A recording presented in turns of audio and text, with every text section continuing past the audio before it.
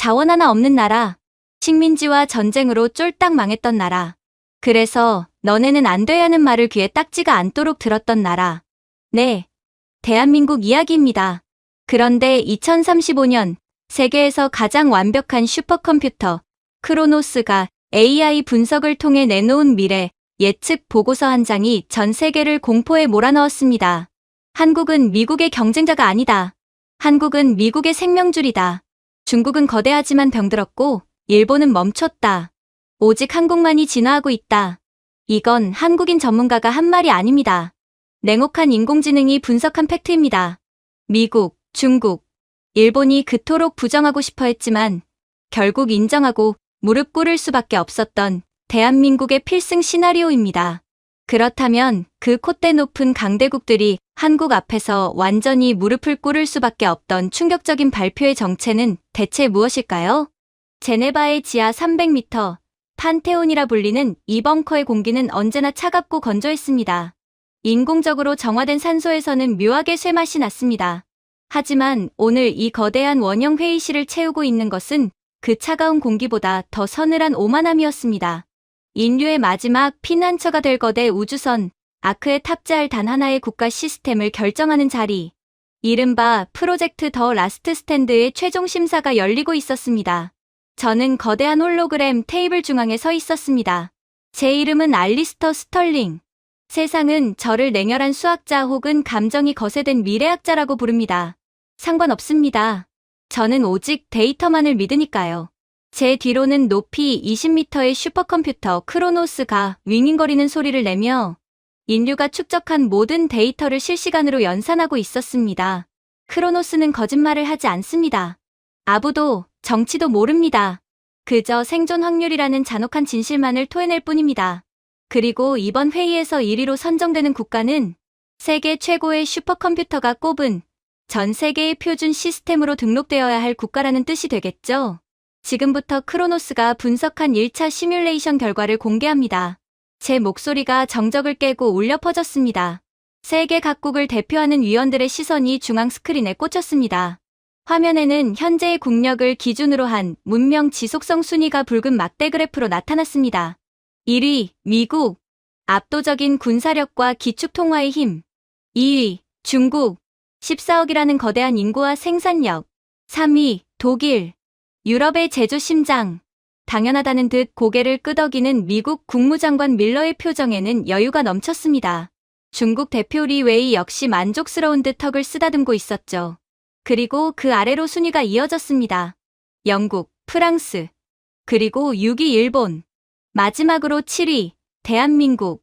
순위표에 한국이라는 글자가 7번째에 뜨자 회의장 곳곳에서 안도의 한숨과 묘한 실소가 터져 나왔습니다. 그것은 마치 초대받지 않은 손님이 말석이라도 차지해서 다행이네라는 식의 은근한 무시가 섞인 반응이었습니다. 특히 일본 대표 사토의 입꼬리가 비릿하게 말려 올라가는 것을 저는 놓치지 않았습니다. 그는 짐짓 점잖은 척 헛기침을 하더니 마이크를 잡았습니다.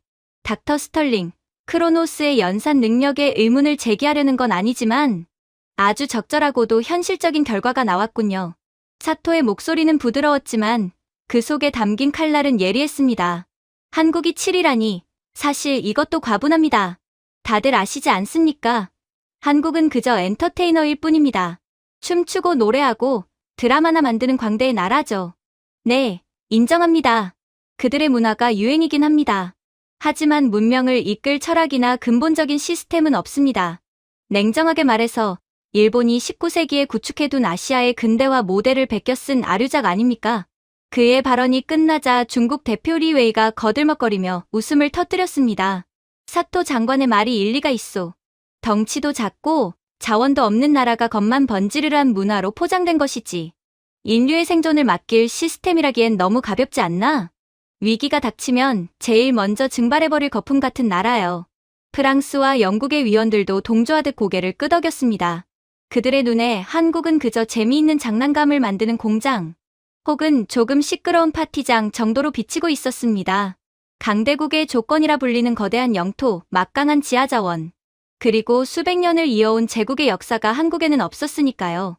그들의 비웃음은 일종의 확신에 차 있었습니다. 저는 아무 말 없이 그들의 조롱을 듣고만 있었습니다. 제 표정에는 아무런 변화도 없었지만 제 손끝은 콘솔 위에서 춤추듯 움직이고 있었습니다. 크로노스가 보내오는 2차 데이터, 즉 표면 아래의 진실을 시각화할 준비를 마쳤습니다. 재미있는 분석이군요, 사토 장관. 제가 입을 열자 회의장이 다시 조용해졌습니다. 저는 천천히 그리고 또렷하게 말을 이었습니다.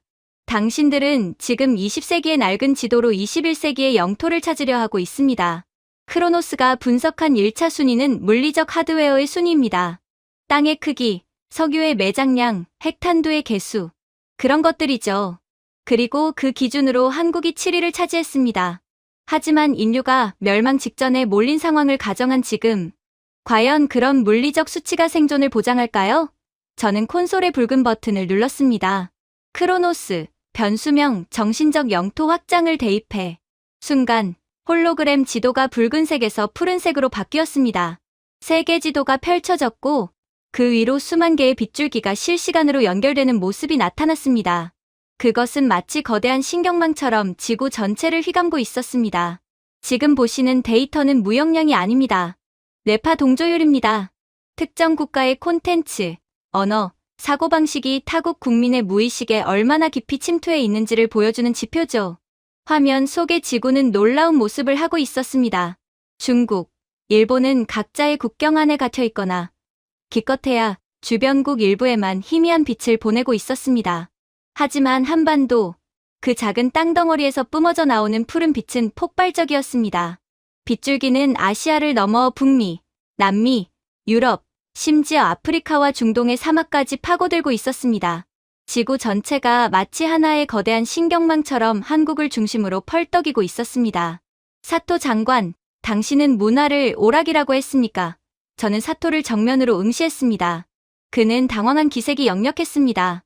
착각하지 마십시오. 한국의 문화는 오락이 아닙니다. 이것은 역사상 가장 세련되고 무서운 정신적 영토 확장입니다. 총칼로 뺏은 땅은 언젠가 독립군에게 되찾기 마련입니다. 하지만 마음으로 뺏은 영토는 영원합니다. 피 한 방울 흘리지 않고, 총알 한 발 쏘지 않고, 전 세계 80억 인구의 뇌 구조를 재설계하고 있는 나라. 그게 바로 대한민국입니다. 화면에 구체적인 수치들이 떠올랐습니다. 데이터 1 언어의 전파 속도. 보십시오. 지난 10년간 가장 빠르게 학습자가 늘어난 언어가 무엇입니까? 영어가 아닙니다. 중국어도 아닙니다. 바로 한국어입니다. 단순히 먹고 살기 위해 배우는 것이 아닙니다. 그들의 노래를 이해하고 그들의 드라마 속 대사를 원어로 느끼고 싶어서 자발적으로 배우는 언어입니다. 이것은 단순한 학습이 아니라 동경입니다. 전 세계의 젊은 세대가 한국어로 꿈을 꾸고 있습니다.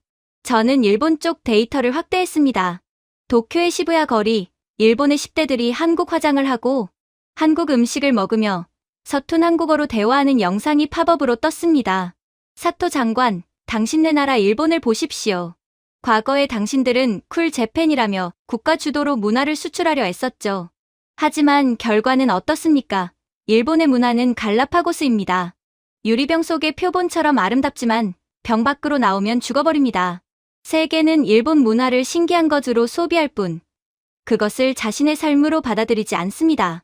하지만 한국은 다릅니다. 그들은 물처럼 스며듭니다. 이번에는 중국 쪽 데이터를 띄웠습니다. 리 웨이의 얼굴이 불그락푸르락해졌습니다. 중국을 볼까요? 공자학원을 세우고 막대한 자본을 쏟아부어 중국 문화를 주입하려 했지만 전 세계는 오히려 반감을 가졌습니다. 그것은 강요였기 때문입니다. 하지만 한국을 보십시오. 정부가 시키지도 않았는데 전 세계인이 불닭이라 불리는 매운 소스를 입에 넣고 고통스러워하면서도 즐거워합니다. 한국식 소나트를 만들어 보이며 사진을 찍습니다. 심지어 한국의 역사적 아픔인 한의 정서까지 이해하며 눈물을 흘립니다. 이것은 단순한 유행이 아닙니다. 인류의 감정 체계가 한국의 OS로 업데이트되고 있다는 증거입니다. 회의장은 찬물을 끼얹은 듯 조용해졌습니다. 미국 국무장관 밀러가 믿을 수 없다는 듯 물었습니다. 닥터 스털링. 하지만 그게 생존과 무슨 상관입니까? 사람들이 한국 드라마를 좋아한다고 해서 그 나라가 강대국이 되는 건 아니지 않습니까? 저는 옅은 미소를 지으며 다음 데이터를 띄웠습니다. 그것은 위기 상황 시 리더십 수용도 그래프였습니다. 밀러 장관, 아주 중요한 질문입니다. 만약 지구가 멸망 위기에 처해서 우리가 아크를 타고 새로운 행성으로 가야 한다고 가정해 봅시다. 그때 살아남은 인류가 누구의 말을 따를 것 같습니까? 총을 든 사람, 돈 많은 사람, 아닙니다. 자신이 매력적이라고 느끼고 닮고 싶다고 느끼는 대상입니다. 저는 그래프의 수치를 가리켰습니다. 여기 흥미로운 데이터가 있습니다. 자국 정부보다 더 신뢰하고 호감을 느끼는 국가 항목에서 한국은 전 세계 120개국에서 1위를 차지했습니다. 사람들은 무의식적으로 한국을 세련되고 다이내믹하며 미래지향적인 표준으로 인식하고 있습니다. 이것은 무서운 힘입니다. 한국이 이쪽으로 가자고 하면 세계는 의심 없이 따라갑니다.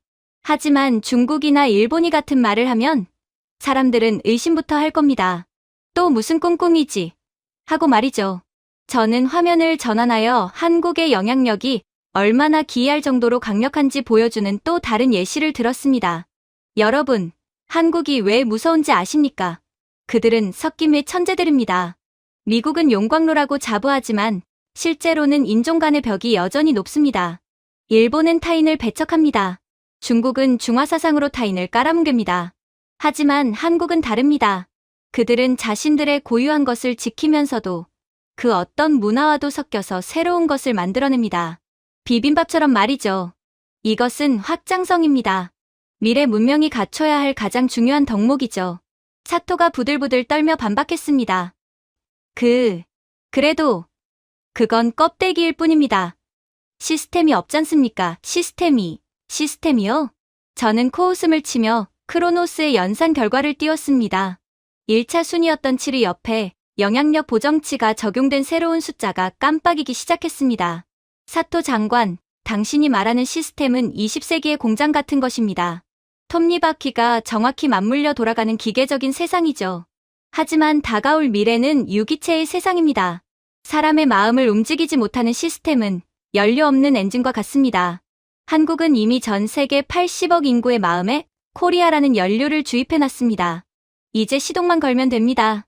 화면 속 붉은 막대 그래프가 춤을 추듯 요동쳤습니다. 7위였던 한국의 순위 막대가 급격하게 솟구쳐 오르기 시작했습니다. 일본을 단숨에 제치고 일본의 바로 위인 6위로 올라섰습니다. 보십시오. 단순히 영향력이라는 변수 하나만 대입했을 뿐인데 한국의 국력 수치가 폭등하고 있습니다.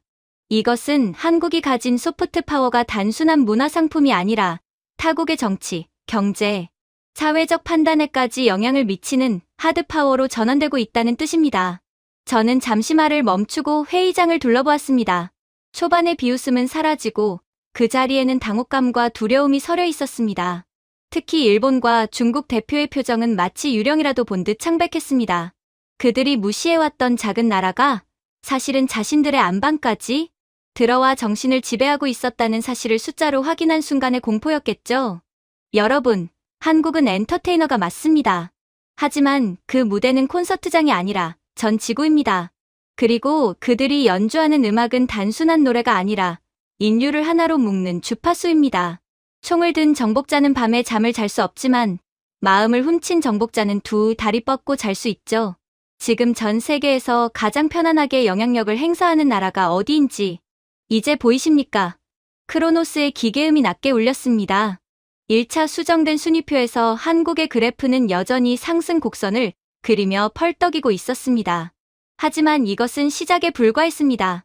저는 아직 한국이 가진 진짜 무기들, 그들이 역사와 고난 속에서 다져온 생존의 기술들은 꺼내지도 않았으니까요. 그럼에도 회의장의 공기는 납처럼 무거워졌습니다. 사토 장관은 넥타이를 거칠게 풀어헤치며 믿을 수 없다는 듯 화면을 노려보고 있었죠. 그의 얼굴은 굴욕감으로 붉게 달아올라 있었습니다. 하지만 이 침묵을 깬 것은 일본이 아니었습니다. 테이블 건너편에서 묵직한 마찰음이 들려왔습니다. 중국 국무위원 리웨이가 찻잔을 테이블에 거칠게 내려놓은 소리였습니다. 그는 마치 불쾌한 벌레를 보는 듯한 눈빛으로 스크린 속에 코리아라는 글자를 응시했습니다. 닥터 스털링, 기계가 고장난 게 아니라면 이건 명백한 오류요. 리웨이의 목소리에는 거대 제국을 다스리는 자 특유의 오만함이 묻어 있었습니다. 그는 천천히 자리에서 일어나 회의장을 압도하려는 듯 저를 내려다보았습니다. 문화, 영향력, 인정하지. 젊은 애들이 춤추고 노래하는 건 막을 수 없으니까. 하지만 우리는 지금 인류 문명의 생존을 논하고 있소. 생존은 임기가 아니라 뿌리에서 나오는 법이오. 나무가 아무리 화려한 꽃을 피워도 뿌리가 깊지 않으면 태풍 한 번에 뽑혀 나가는 법이지. 그는 비웃음을 머금고 한국 측 데이터를 손가락질했습니다. 한국을 보시오. 저 나라는 역사가 단절된 국가요. 지난 100년을 돌아보라고. 식민지 지배를 당해 정체성을 잃었고 전쟁으로 국토는 잿더미가 되었으며 찢어지게 가난해서 남의 나라 원조나 받아먹던 거지 국가 아니었소. 스스로 일어선 적이 없는 나라란 말이오. 중국의 속국이었거나 미국의 식민지나 다름없지. 지금의 성장은 그저 운이 좋아서 쌓아올린 모래성에 불과해. 진짜 위기가 닥치면 저 모래성은 파도 한 번의 흔적도 없이 사라질 거요. 리 웨이의 신랄한 독설에 사토 장관의 표정이 조금 풀리는 것이 보였습니다. 유럽의 의원들도 고개를 끄덕이며 수군거렸습니다. 확실히 서구의 시각에서 한국의 현대사는 비극 그 자체였으니까요. 그들에게 강대국이란 수백 년간 남을 지배하고 약탈하며 부를 축적한 귀족 가문 같은 것이었습니다. 반면 한국은 흙투성이 바닥에서 기어올라온 졸부처럼 보였을 겁니다. 저는 차갑게 식어가는 찬물을 바라보며 입가에 옅은 미소를 지었습니다. 그들의 무지가 오히려 고마울 지경이었습니다.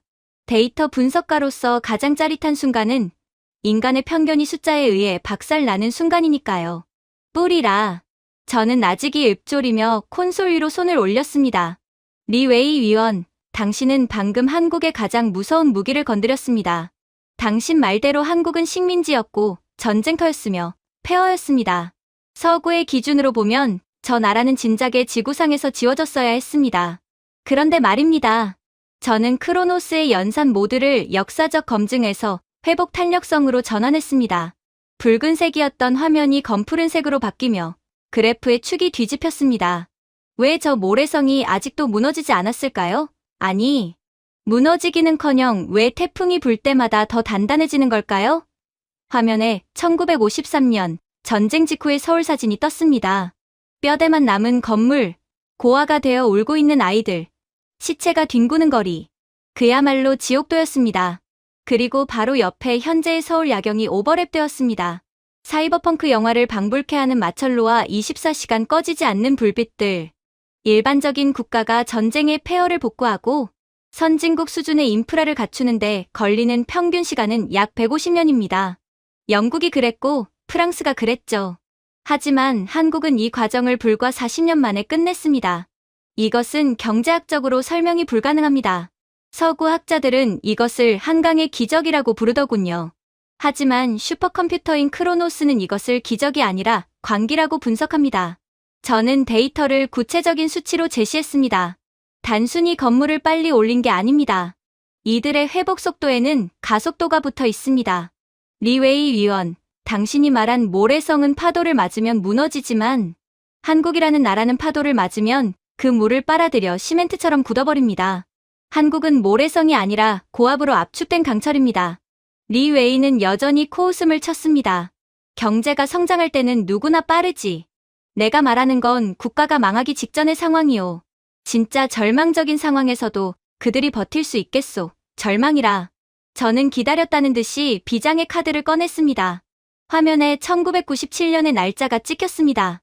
IMF 외환위기, 국가 부도의 날. 한국 경제의 심장이 멈췄던 그날의 헤드라인들이 화면을 가득 채웠습니다. 대한민국 사망 선고, 아시아의 용 추락하다. 1997년, 한국은 국가 파산 선언을 했습니다. 기업들은 줄도산하고 가장들은 거리로 내몰렸죠. 자, 여기서 퀴즈를 하나 내겠습니다.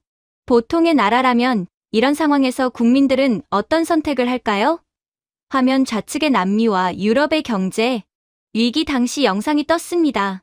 은행으로 달려가 예금을 인출하려는 폭도들, 상점을 약탈하는 시민들, 화염병을 던지며 정부를 저주하는 시위대. 자본주의 사회에서 국가는 계약 관계입니다. 회사가 망하면 직원은 짐을 싸서 떠나는 게 합리적이죠. 자신의 자산을 지키기 위해 달러를 사재기하거나 해외로 도피하는 것이 인간의 본성입니다. 실제로 당시 아르헨티나, 태국, 그리고 당신 내 중국의 위기 상황 시뮬레이션에서도 폭동과 약탈 지수는 90%를 넘었습니다. 그리고 저는 화면 우측에 한국의 영상을 띄웠습니다. 그 순간 회의장에 있던 독일 대표가 안경을 고쳤으며 화면 가까이 몸을 숙였습니다. 미국 장관 밀러의 입이 벌어졌습니다. 영상 속에는 끝이 보이지 않는 긴 줄이 늘어서 있었습니다. 아이를 업은 엄마, 지팡이를 짚은 노인, 교복을 입은 학생, 양복을 입은 회사원. 그들의 손에는 화염병이 아니라 작고 반짝이는 무언가가 들려 있었습니다. 금. 저게 다 금입니까? 프랑스 위원이 믿을 수 없다는 듯 네, 금입니다.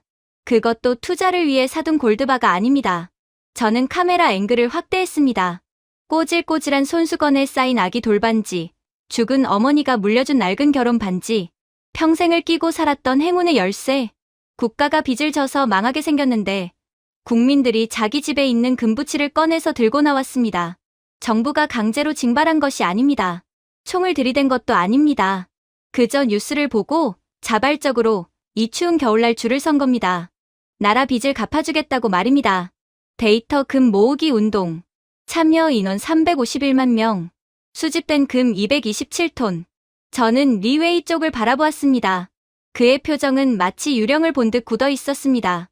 상식적인 독재 국가나 공산주의 국가의 관료로서는 도저히 이해할 수 없는 데이터였을 테니까요. 이건 미친 짓입니다. 영국 대표가 고개를 저으며 말했습니다. 어떻게 국민이 국가의 빚을 대신 갚습니까? 정부의 무능을 왜 개인이 책임지죠? 이건 집단 히스테리거나 전체주의적 세뇌의 결과 아닙니까? 세뇌라고요? 천만에요. 저는 차갑게 반박했습니다. 이것은 세뇌가 아니라 본능입니다. 한국인들의 DNA에는 공동체라는 이름의 자아가 새겨져 있습니다. 서구의 개인주의는 내가 살아야 나라가 있다고 가르치지만 한국의 공동체의식은 나라가 없으면 나도 없다고 믿습니다. 이 차이가 무엇을 만드는지 아십니까? 저는 중국의 데이터를 띄웠습니다. 문화대혁명. 자신의 역사를 스스로 불태우고 부모와 스승을 고발하며 과거를 부정했던 그 참혹한 기록들. 그리고 최근의 재난 상황에서 서로를 돕지 않고 영상을 찍으며 방관하는 외의관. 즉 국영 문화를 데이터화했습니다. 리 웨이 위원, 당신네 나라는 위기가 닥치면 탈출합니다. 역사를 지우고 책임을 전가하고 각자 도생하죠. 14억의 인구가 있지만 위기 앞에서는 14억 개의 모래알처럼 흩어집니다. 그것이 당신들이 말하는 대국의 실체입니다. 이어서 일본의 데이터를 띄웠습니다. 버블 경제 붕괴. 그리고 이어진 잃어버린 30년. 사회적 문제가 터졌을 때 해결하려 들기보다 방 안으로 숨어버리는 히키코모리 현상. 그리고 책임을 회피하는 관료들의 모습. 사토 장관. 일본은 위기가 닥치면 숨습니다. 매뉴얼에 없는 재난이 오면 시스템은 정지하고 사람들은 현실을 부정하며 다다미방으로 도망치죠. 문제를 직면하지 않고 회피하는 것. 그것이 당신들의 생존 방식입니다. 저는 다시 한국의 금 모으기 영상으로 화면을 전환했습니다. 하지만 한국은 위기가 닥치면 뭉칩니다. 평소에는 서로 물어뜯고 싸우는 것처럼 보이지만 외부의 충격이 가해지는 순간 그들은 액체에서 고체로 상전이합니다. 마치 충격을 받으면 단단해지는 방탄유리처럼 말입니다. 인류 역사상 국가부도라는 경제적 사망 선고를 받고 국민들이 돌반지를 들고 나와 3년 만에 빚을 청산한 나라는 대한민국이 유일합니다. 이건 경제학이 아니라 생물학적 기적입니다. 회의장은 찬물을 끼얹은 듯 고요했습니다. 그들은 이제 화면 속의 한국인들을 경외의 눈빛이 아닌 일종의 공포 섞인 눈빛으로 바라보고 있었습니다. 저런 결속력을 가진 집단과 적이 된다면 상상만으로도 끔찍한 일이었으니까요. 생각해 보십시오. 지구가 멸망해가는 우주선 안에서 산소 발생기가 고장났다고 가정해 봅시다.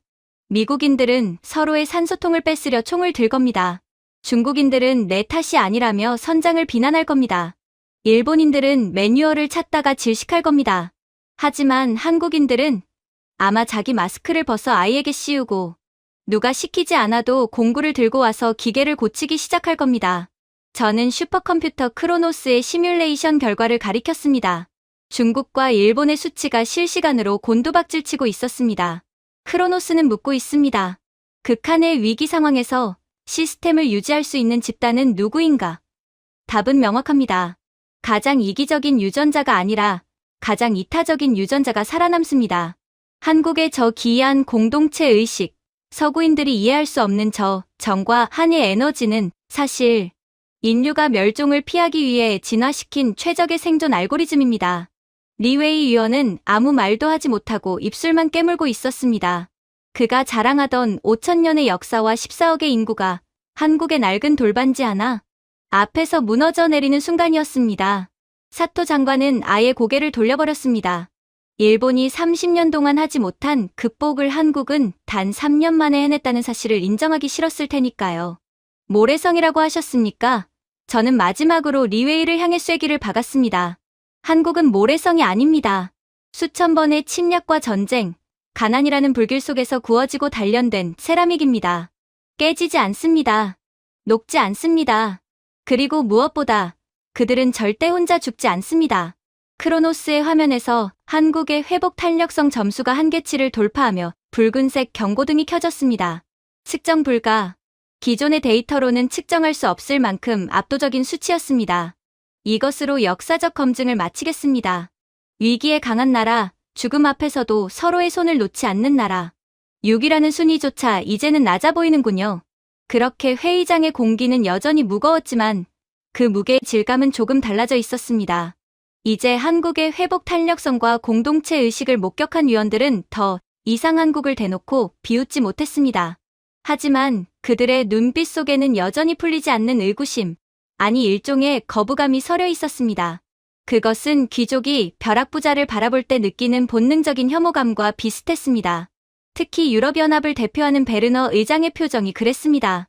그는 마치 싸구려 와인을 맛본 소믈리에처럼 미간을 찌푸리고 있었습니다.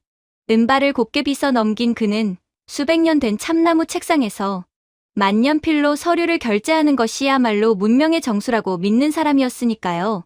닥터 스털링, 당신이 보여준 데이터는 인상적이었습니다. 한국인들이 위기 상황에서 똘똘 뭉친다는 건 인정하죠. 베르너 의장이 천천히 입을 열었습니다. 그의 목소리에는 깊은 권위와 오만이 배어 있었습니다. 하지만 문명이라는 건 생존 본능만으로 이루어지는 게 아닙니다. 품격과 철학이 필요하죠. 한국은 어떻습니까? 그들은 너무 급합니다. 빨리빨리. 제가 한국을 방문했을 때 가장 많이 들었던 단어입니다. 커피가 나오기도 전에 자판기에 손을 집어넣고 버스가 멈추기도 전에 일어섭니다. 그건 역동성이 아니라 천박함입니다. 그는 경멸 섞인 웃음을 흘리며 말을 이었습니다. 유럽은 도시 하나를 만드는데 500년이 걸렸습니다. 우리는 돌 하나에도 철학을 담고 법조항 하나에도 수십 년의 토론을 거칩니다. 그게 선진국입니다. 하지만 한국은 뭡니까? 철학 없이 건물만 높게 올린 졸부 국가 아닙니까? 숙성되지 않은 와인은 식초일 뿐입니다. 그런 조급한 시스템을 인류의 표준으로 삼는다면 우리는 생각할 시간을 잃고 기계 부품처럼 살게 될 겁니다. 그의 발언이 끝나자 프랑스와 독일 위원들이 격하게 고개를 끄덕였습니다. 그들에게 속도란 여유 없는 자들의 발버둥처럼 보였을 테니까요. 그들은 느림을 미학이라 포장하고 비효율을 전통이라 부르는데 익숙한 사람들이었습니다. 저는 콘솔 위에 놓인 제 손을 바라보았습니다. 베르너 의장의 말대로 한국은 빠릅니다. 미친 듯이 빠르죠. 하지만 그 속도가 과연 천박함일까요? 저는 슈퍼컴퓨터 크로노스의 연산 모드를 시스템 효율성으로 전환했습니다. 숙성이라. 베르너 의장님은 시간을 아주 낭만적으로 해석하시는군요. 저는 차갑게 대꾸하며 화면을 전환했습니다. 하지만 물리 법칙에서 시간은 낭만이 아니라 변수입니다. 그리고 한국은 인류 역사상 그 시간이라는 변수를 가장 완벽하게 통제하고 왜곡시킨 유일한 나라입니다. 여러분은 그것을 조급함이라 부르지만 슈퍼컴퓨터 크로노스는 그것을 시간의 연금술이라고 정의합니다. 스크린에 거대한 그래프 두 개가 떠올랐습니다. 하나는 완만한 경사로 수백 년에 걸쳐 올라가는 유럽의 산업화 곡선이었고 다른 하나는 거의 수직에 가깝게 치솟는 한국의 그래프였습니다. 보십시오. 영국과 프랑스가 농경사회에서 현대 산업 국가로 전환하는데 걸린 시간은 약 300년입니다. 그동안 수많은 시행착오와 피를 흘렸죠. 하지만 한국은 이 과정을 불과 30년 만에 압축했습니다. 10분의 1의 시간입니다. 이것은 단계를 건너뛴 게 아닙니다. 시간을 고밀도로 압축한 겁니다. 여러분이 와인을 오크통에 담아 세워라 내워라 기다릴 때 한국은 원심 분리기와 나노 기술로 순식간에 에센스를 추출해낸 겁니다. 저는 화면에 구체적인 비교 영상을 띄웠습니다. 왼쪽 화면은 독일의 관공서였습니다. 서류 한 장을 떼기 위해 2주를 기다리고 공무원은 퇴근 시간이 1분 남았다며 창구를 닫아버리는 모습. 시민들은 체념한 듯 멍하니 기다리고 있었습니다. 오른쪽 화면은 한국의 동사무소. 아니 이제는 동사무소조차 갈 필요가 없는 한국인의 방 안이었습니다. 이것이 여러분이 말하는 품격 있는 느림의 실체입니다. 유럽에서 인터넷을 설치하려면 신청하고 기사가 올 때까지 평균 3주가 걸립니다. 그동안 시민들은 디지털 세상과 단절된 채 고립되죠. 은행 계좌 하나를 만드는데도 산더미 같은 서류와 며칠의 심사가 필요합니다. 이건 철학이 아닙니다. 이건 고문입니다. 저는 한국의 데이터를 가리켰습니다. 한국을 보십시오. 인터넷 설치, 전화를 끊고 화장실 다녀오면 기사가 초인종을 누릅니다. 공문서 발급, 새벽 3시에 잠옷바람으로 집에서 정부24 사이트에 접속해 1분 만에 출력합니다. 아니, 이제는 종이조차 필요 없이 모바일 전자지갑에 담아 다닙니다. 베르너 의장님, 암 환자가 수술 날짜를 기다리다 죽어가는 것이 유럽의 철학입니까? 한국에서는 오전에 진단받고 오후에 입원 수속을 밟습니다. 이것은 조급함이 아니라 생명을 구하는 속도입니다. 베르너 의장의 얼굴이 붉어졌습니다. 유럽의 악명 높은 의료 대기 시간은 그들의 아킬레스건이었으니까요. 저는 이 틈을 놓치지 않고 더 깊숙이 파고들었습니다. 한국이 무서운 이유는 이 속도가 단순히 행정 처리에만 국한되지 않는다는 점입니다. 한국은 국가 전체가 거대한 신경망처럼 연결되어 실시간으로 데이터를 주고받으며 반응합니다. 지구상에서 가장 거대한 사물 인터넷 기기가 있다면 그건 바로 대한민국이라는 나라 자체일 겁니다. 저는 화면에 한국의 지하철 풍경을 띄웠습니다. 시속 100km로 달리는 열차 안에서 사람들은 끊김없이 고화질 영상을 보고 주식을 거래하고 업무를 처리하고 있었습니다. 런던의 지하철에서는 전화조차 터지지 않아 신문을 봅니다. 파리의 지하철은 쥐가 돌아다니고 에어컨도 없죠. 그곳에서 여러분은 낭만을 찾을지 모르지만 한국인들은 그곳에서 미래를 삽니다. 한국의 지하철은 전 구간에 5G가 터지고 와이파이가 쏟아집니다. 이게 무슨 뜻인지 아십니까? 한국인들은 이동하는 순간조차 접속 상태라는 겁니다. 그들의 뇌는 잠시도 쉬지 않고 정보를 처리합니다. 이 압도적인 데이터 처리량의 차이가 국가의 지능 차이를 만듭니다. 이번에는 물류 시스템을 비교했습니다. 일본의 택배 기사가 수기로 송장을 작성하고 도장을 찍는 모습과 한국의 물류센터에서 AI 로봇이 춤추듯 물건을 분류하고 새벽에 문 앞에 배송해놓는 모습이 대비되었습니다. 일본의 사토 장관님, 아직도 팩스를 쓰십니까? 도장을 찍어야 결제가 납니까? 사토가 흠칫 놀라며 시선을 피했습니다. 한국에서는 오늘 밤 11시에 주문한 신선한 계란이 내일 아침 7시에 문 앞에 도착합니다. 새벽 배송이라 불리는 이 시스템은 단순히 택배 기사가 빨리 뛰어서 가능한 게 아닙니다. 빅데이터로 수요를 예측하고 AI가 최적의 경로를 계산하며 물류망이 혈관처럼 촘촘하게 연결되어 있어야만 가능합니다. 아마존조차 한국의 이 시스템을 보고 경악했습니다. 전 세계 어디에도 이런 초단위 생활권은 존재하지 않습니다.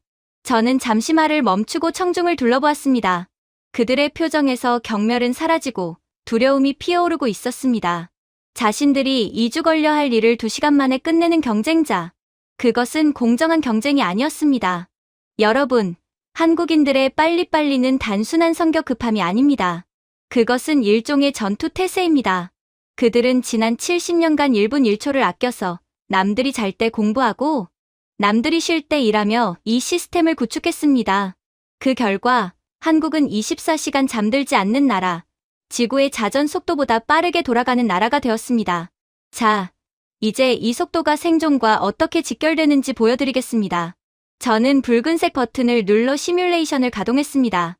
크로노스, 시나리오 3A, 전 지구적 신종 바이러스 확산 및 디지털 블랙아웃 가동, 경고음과 함께 세계 지도가 펼쳐졌습니다. 가상의 치명적 바이러스가 전 세계 주요 도시를 강타하는 시나리오였습니다.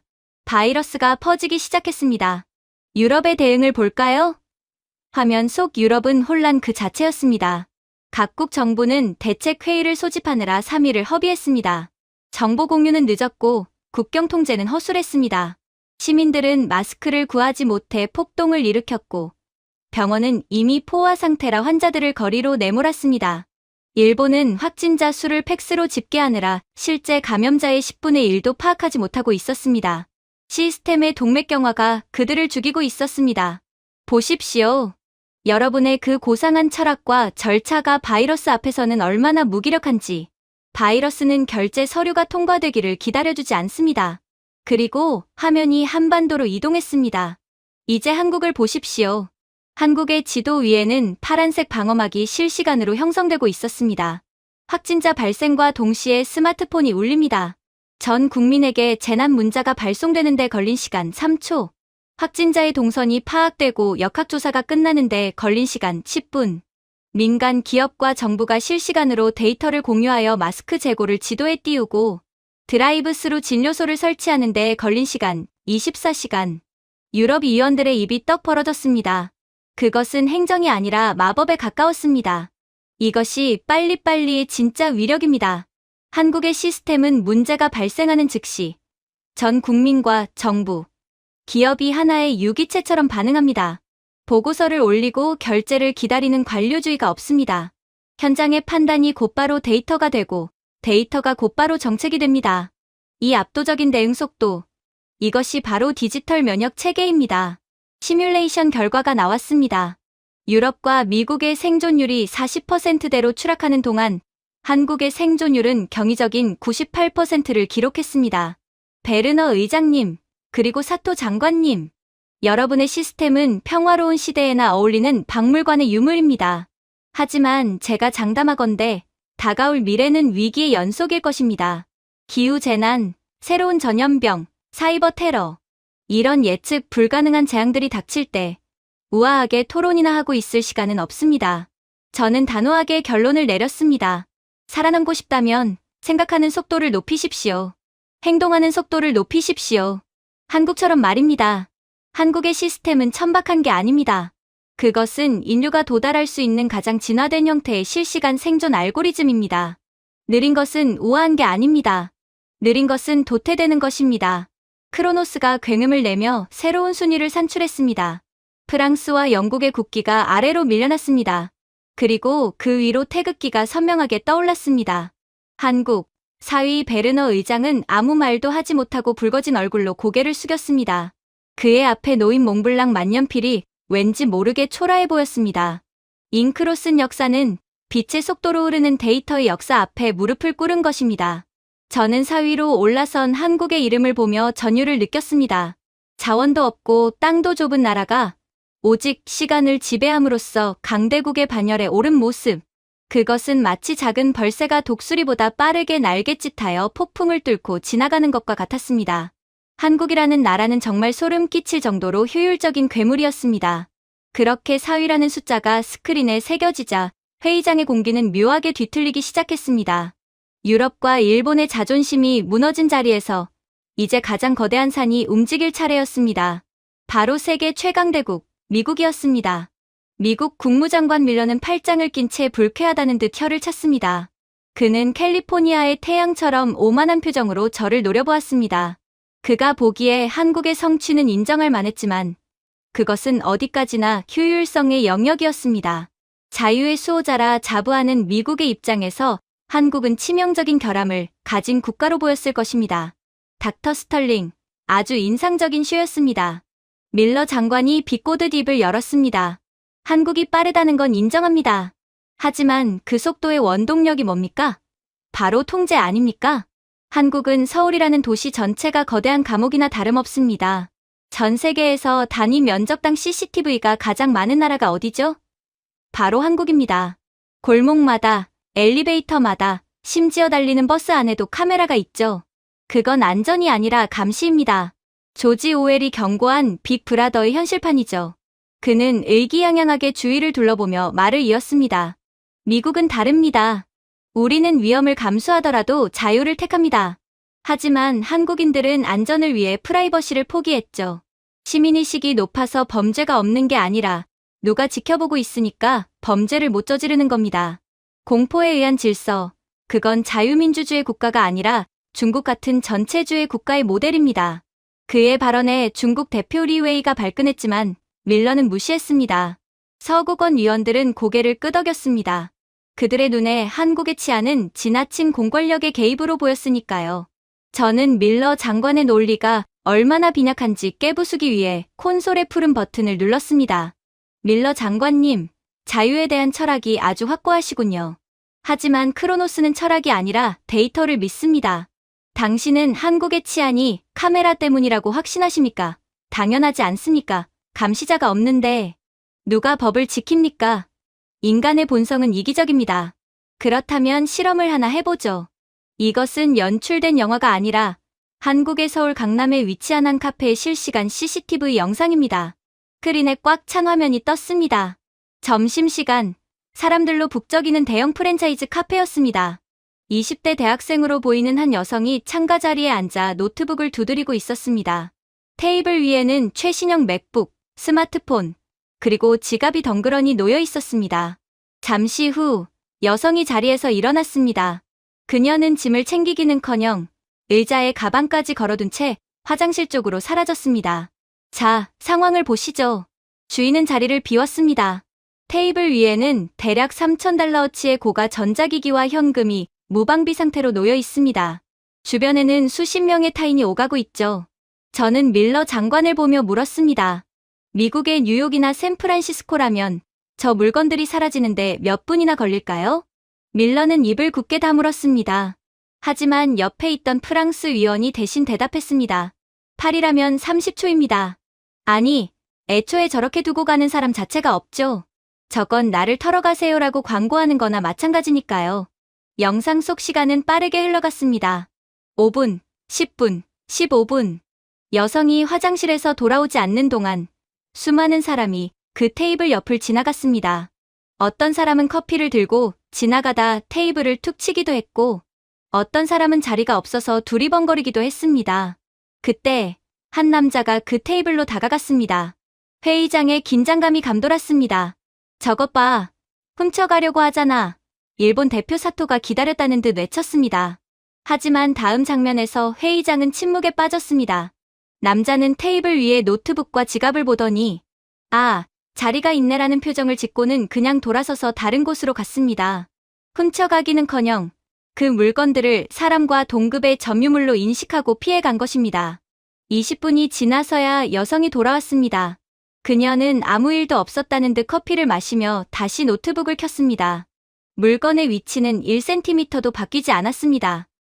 이게 말이 됩니까? 영국 위원이 안경을 벗으며 중얼거렸습니다. 저기엔 경비원도 없지 않습니까? CCTV가 있다고 해도 모자를 눌러쓰고 가져가면 그만입니다. 그런데 아무도 손을 대지 않는다고요? 저 사람들 전부 배우입니까? 저는 차갑게 웃으며 대답했습니다. 배우가 아닙니다. 이것이 한국의 일상입니다.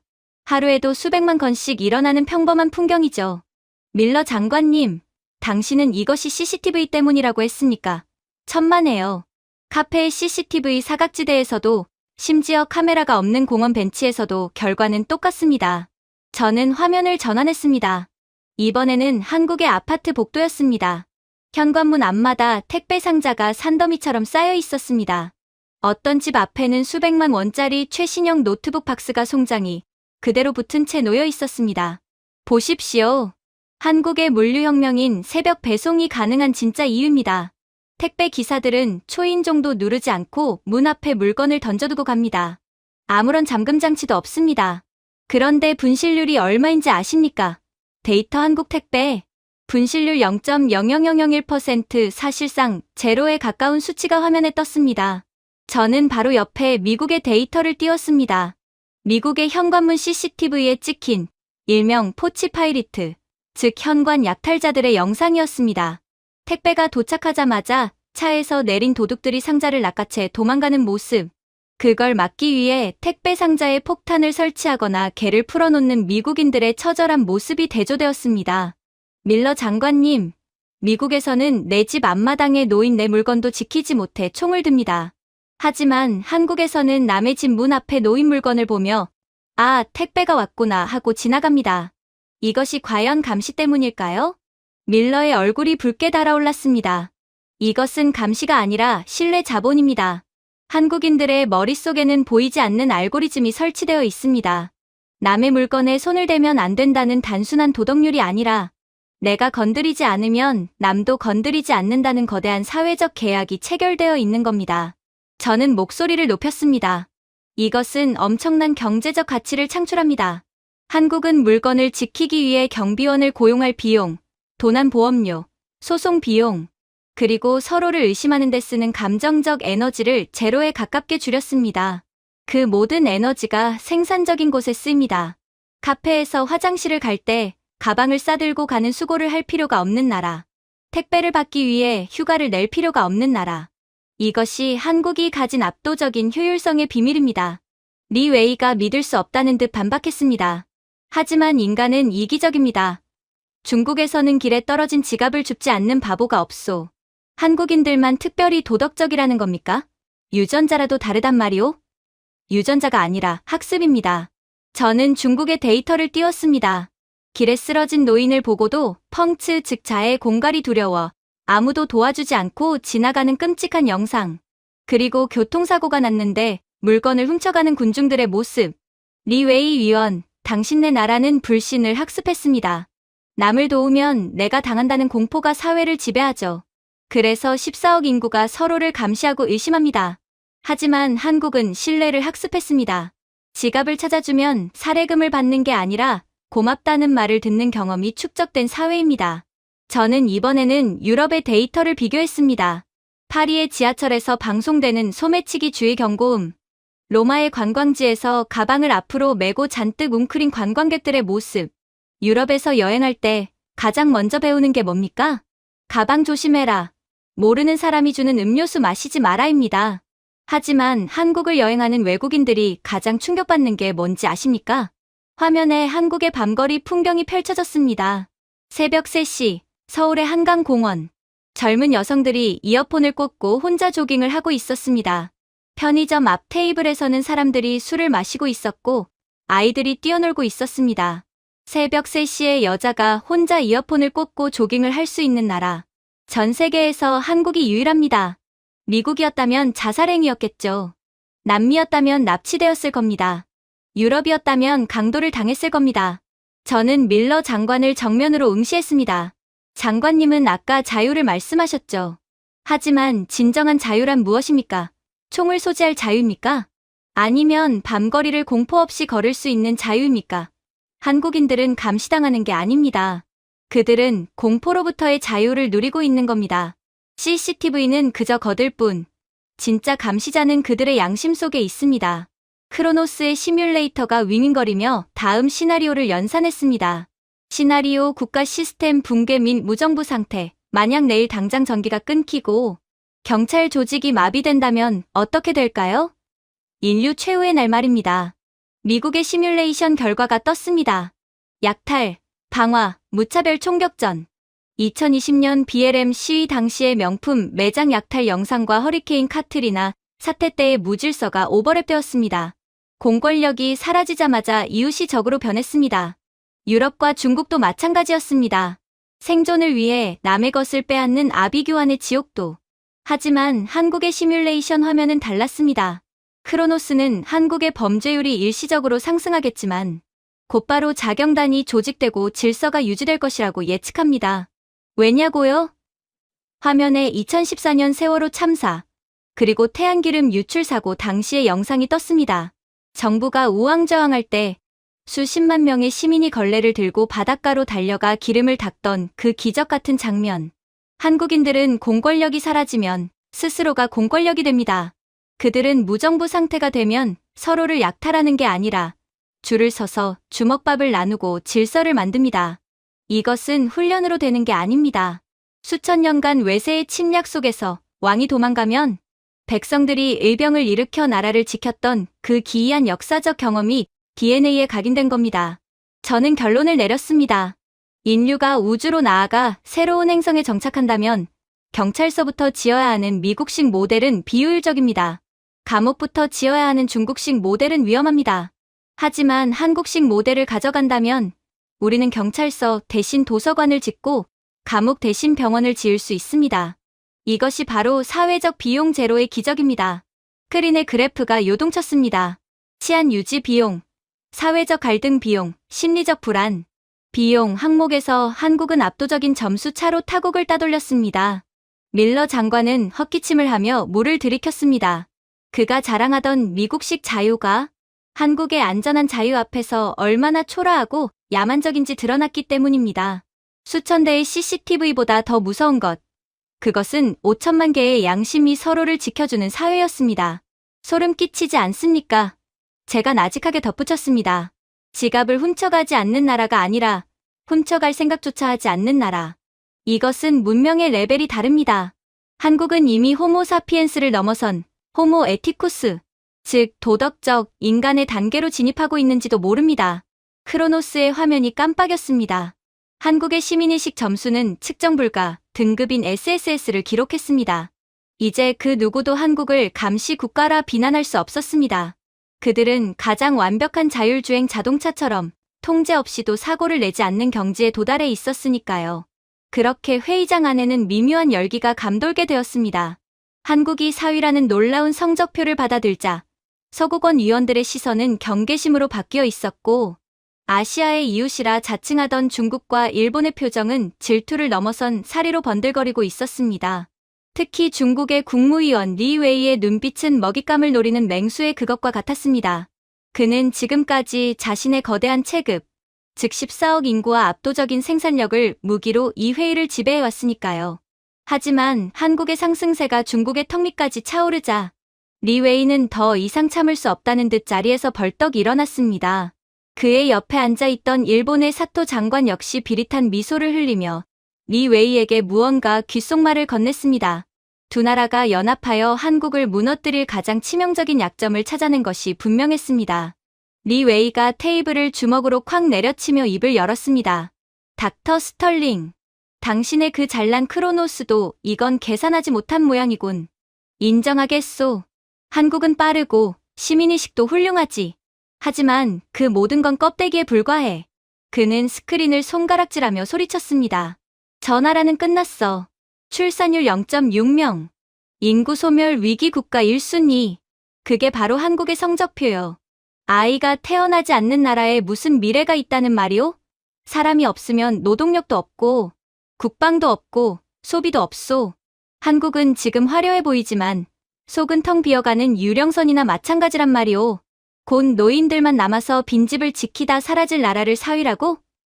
이건 코미디요. 사토 장관이 기다렸다는 듯 거들었습니다. 리 웨이 위원의 말이 맞습니다. 일본도 고령화로 힘들지만 한국의 속도는 일본의 3배입니다. 50년 뒤면 한국 인구는 반토막이 납니다. 시스템이 아무리 좋으면 뭐합니까? 그 시스템을 돌릴 인간이 없는데 한국은 국가로서의 기능을 상실할 것입니다. 빈집만 남은 유령 국가가 될 운명이죠. 회의장이 술렁거리기 시작했습니다. 이것은 반박할 수 없는 팩트였기 때문입니다. 프랑스 위원은 고개를 저으며 혀를 찾고 미국 장관 밀러도 팔짱을 끼며 동조했습니다. 인구는 국력의 기초입니다. 그 기초가 무너지고 있다는 지적은 한국의 심장에 꽂히는 비수와 같았습니다. 크로노스의 화면 속 한국의 점수 그래프가 붉게 깜빡이며 하얀 곡선을 그리기 시작했습니다. 이대로라면 한국은 다시 7위, 아니 순위권 밖으로 밀려날 위기였습니다. 리 웨이는 승리를 확신한 듯 의기양양하게 웃었습니다. 보시오, 14억 인구를 가진 중국이야말로 인류의 미래요. 사람이 곧 힘이지. 한국처럼 소멸해가는 소국은 논의할 가치도 없소. 저는 콘솔 앞에서 그들의 비웃음을 조용히 감상했습니다. 그리고 깊은 한숨을 내쉬었습니다. 그것은 패배의 한숨이 아니라 구시대적인 사고방식에 갇힌 그들에 대한 연민의 한숨이었습니다. 리 웨이 위원, 그리고 사토 장관. 제가 입을 열자 크로노스의 경고음이 멈췄습니다. 당신들은 정말 20세기의 농부 같은 소리를 하는군요. 머릿수가 곧 힘이라고 믿는 그 낡은 신념 말입니다. 물론 농경사회나 초기 산업화 시대에는 인구가 국력이었죠. 공장에서 나사를 조일 손이 필요했고 전선에 내보낼 총알바디가 필요했으니까요. 저는 콘솔의 레버를 당겨 새로운 시뮬레이션 모드를 가동했습니다. 하지만 크로노스는 지금 21세기 중반, 특이점 이후의 세상을 계산하고 있습니다. 미래의 국력은 근육의 총량이 아니라 지능의 밀도에서 나옵니다. 당신들이 말한 그 인구 절벽이라는 것, 한국에게는 재앙이 아니라 축복이라는 걸 왜 모를까요? 저는 화면에 노동의 종말과 자동화라는 타이틀을 띄웠습니다. 리웨이 위원, 당신이 자랑하는 14억 인구. AI와 로봇의 시대가 오면 그들은 무엇이 될까요? 생산자일까요? 아니면 부양해야 할 짐일까요? 화면 좌측에 중국의 미래 시뮬레이션 영상이 나타났습니다. 공장에 AI 로봇이 도입되자 일자리를 잃은 수억 명의 노동자들이 거리로 쏟아져 나오는 장면이었습니다. 그들은 로봇을 부수고 공장에 불을 지르며 폭동을 일으키고 있었습니다. 정부는 그들을 먹여 살리기 위해 천문학적인 실업수당을 찍어내다 국가 재정이 파탄나는 시나리오였습니다. 보십시오. 중국에게 AI 기술은 축복이 아니라 공포입니다. 자동화율을 1%만 올려도 수천만 명이 실직합니다. 그 거대한 인구는 이제 국가를 갉아먹는 입이 되었습니다. 중국은 사회 안정을 위해 일부러 비효율적인 인간 노동을 유지해야만 합니다. 그것이 당신들의 발목을 잡을 겁니다. 그리고 저는 화면 우측에 한국의 영상을 띄웠습니다. 반면 한국을 보십시오. 인구가 줄어든다고요? 맞습니다. 그래서 한국은 인류 역사상 그 누구보다 절박하게 그리고 거부감 없이 AI와 로봇을 받아들였습니다. 영상 속 한국의 풍경은 공상과학 영화 그 자체였습니다. 식당에서는 로봇이 치킨을 튀기고 서빙을 합니다. 물류센터에서는 인간 없이 로봇들이 24시간 물건을 나릅니다. 스마트 팩토리에서는 단 한 명의 관리자가 수백 대의 로봇팔을 지휘하고 있었습니다. 한국은 전 세계에서 로봇 밀집도가 압도적 1위인 나라입니다. 노동자 1만 명당 로봇 대수가 세계 평균의 8배가 넘습니다. 다른 나라에서 로봇 도입을 반대하며 노조가 파업할 때 한국에서는 사장이 로봇을 구하지 못해 줄을 섭니다. 왜냐고요? 일할 사람이 귀하니까요. 저는 리웨이를 정면으로 응시했습니다. 이게 무슨 뜻인지 아십니까? 한국은 인구 감소라는 위기 덕분에 노동 저항 없이 사회 전체를 완전 자동화로 전환한 최초의 국가가 되었다는 뜻입니다. 한국의 인구 감소는 소멸이 아닙니다. 그것은 호모 사피엔스에서 로보 사피엔스 문명으로 넘어가는 진화의 과정입니다. 회의장 안의 공기가 차갑게 식어갔습니다. 소멸이라고 조롱받던 0.6이라는 숫자가 갑자기 최적화라는 무서운 단어로 들리기 시작했기 때문입니다. 생각해 보십시오. 미래의 전쟁과 생산은 인간이 하지 않습니다. AI가 탑재된 드론과 로봇이 합니다. 그렇다면 미래의 강대국 조건은 무엇일까요? 많은 군인이 아니라 그 로봇 군단을 통제할 수 있는 고지능 관리자입니다. 저는 새로운 데이터를 제시했습니다. 한국의 대학 진학률, 평균 IQ, 디지털 문해력 수치였습니다. 한국의 인구 5천만 명. 그들은 단순 노동자가 아닙니다. 전 국민의 70% 이상이 고등교육을 받은 세계에서 가장 똑똑한 집단입니다. 한국은 지금 5천만 명의 지휘관을 양성하고 있습니다. 그리고 그들 한 명 한 명이 수백, 수천 대의 AI 로봇을 거느리게 될 겁니다. 화면에 비교 그래프가 떴습니다. 중국 14억 명의 인간 노동자 vs 한국 5천만 명의 지휘관, 100억 대의 AI 로봇, 리웨이 위원, 굶주린 14억 명의 인간과 지치지 않고 불평도 없는 100억 대의 한국산 로봇 군단. 생산력 싸움에서 누가 이길 것 같습니까? 리웨이의 얼굴이 흙빛으로 변했습니다. 그는 덜덜 떨리는 손으로 물잔을 찾았지만 컵을 놓쳐 물이 쏟아졌습니다. 그가 믿었던 인구의 힘이 인구의 저주로 뒤집히는 순간이었습니다. 저는 여기서 멈추지 않고 한국의 AI 기술이 얼마나 소름 끼치도록 실생활에 녹아있는지 보여주었습니다. 여러분이 한국을 두려워해야 하는 진짜 이유는 기술력이 아닙니다. 그 기술을 일상에 적용하는 적응력입니다. 미국에서 자율주행 택시가 사고를 내고 소송에 휘말릴 때 한국에서는 이미 심야 자율주행 버스가 시민들을 실어 나릅니다. 일본이 요양보호사를 구하지 못해 노인들이 고독사할 때 한국은 AI 돌봄 로봇이 독거노인의 말동무가 되어주고 건강을 체크합니다. 화면에 한국의 독거노인 집에 설치된 AI 스피커 영상이 떴습니다. 할머니, 오늘 약 드실 시간이에요. 라고 말하는 기계, 그리고 쓰러진 노인을 감지하고 119에 신고하는 시스템. 보십시오. 한국은 인구가 줄어든 자리를 차가운 기계가 아니라 따뜻한 기술로 채우고 있습니다. 이것은 단순한 자동화가 아닙니다. 기술이 인간의 존엄성을 지켜주는 단계, 즉 휴머니즘과 테크놀로지의 결합입니다. 밀러 장관이 믿을 수 없다는 듯 중얼거렸습니다. 하지만 AI가 인간을 지배할 수도 있지 않습니까? 터미네이터처럼 말입니다. 한국은 너무 위험한 도박을 하는 것 아닙니까? 도박이요? 아니요. 이것은 한국인이기에 가능한 통제입니다. 저는 아까 보여주었던 한국의 시민의식 데이터를 다시 불러왔습니다. 밀러 장관님, 만약 AI에게 도덕을 가르쳐야 한다면 어떤 나라의 데이터를 학습시키시겠습니까? 범죄와 약탈이 일상인 나라? 아니면 지갑을 길에 둬도 훔쳐가지 않는 나라? 순간 회의장에 전율이 흘렀습니다. 한국의 AI가 세계 최강인 이유는 알고리즘 때문이 아닙니다. 그들이 학습하는 데이터의 질이 다르기 때문입니다. 한국이라는 거대한 사회는 서로를 신뢰하고 배려하는 양질의 데이터로 가득 차 있습니다. 그런 사회에서 자라난 AI 로봇은 인간을 공격하지 않습니다. 오히려 인간을 돕고 공존하죠. 한국은 세계에서 유일하게 도덕적인 AI를 만들어낼 수 있는 토양을 가진 나라입니다. 저는 크로노스에게 마지막 시뮬레이션을 명령했습니다. 크로노스, 시나리오 5지. 인구 절벽 이후의 문명 지속성 분석. 화면에 결과가 나타났습니다. 인구 과잉으로 인한 식량난과 폭동으로 붉게 불타오르는 중국과 인도 지도. 그 옆에 인구는 적지만 쾌적하고 풍요로운 도시에서 로봇들의 시중을 받으며 예술과 문화를 즐기는 한국의 미래. 중국과 인도의 점수는 유감스럽게도 사회 붕괴 위험으로 0점 처리되었습니다.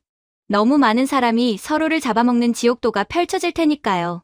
반면 한국의 그래프는 수직 상승하여 스크린의 천장을 뚫을 기세였습니다. 한국은 포스트 휴먼 문명의 표준입니다. 그들은 인간의 생물학적 한계를 기술로 극복했습니다. 그들에게는 더 이상 많은 아이가 필요하지 않습니다. 완벽한 시스템과 그것을 다룰 현명한 시민만 있으면 됩니다. 한국은 작아지는 것이 아닙니다. 불필요한 지방을 태우고 근육과 두뇌만 남은 압축된 거인으로 진화하고 있는 겁니다. 그때 경쾌한 알림음과 함께 한국의 순위가 2위로 올라섰습니다. 이번 변수에 중국의 오성훈기는 저 아래 5위권 밖으로 추락해버렸습니다. 리 웨이는 의자에 털썩 주저앉아 멍하니 천장을 바라보았습니다. 14억의 자부심이 5천만 명의 고지능 집단 앞에 무릎 꿇은 것입니다. 저는 스크린에 뜬 코리아라는 글자를 보며 묘한 전율을 느꼈습니다.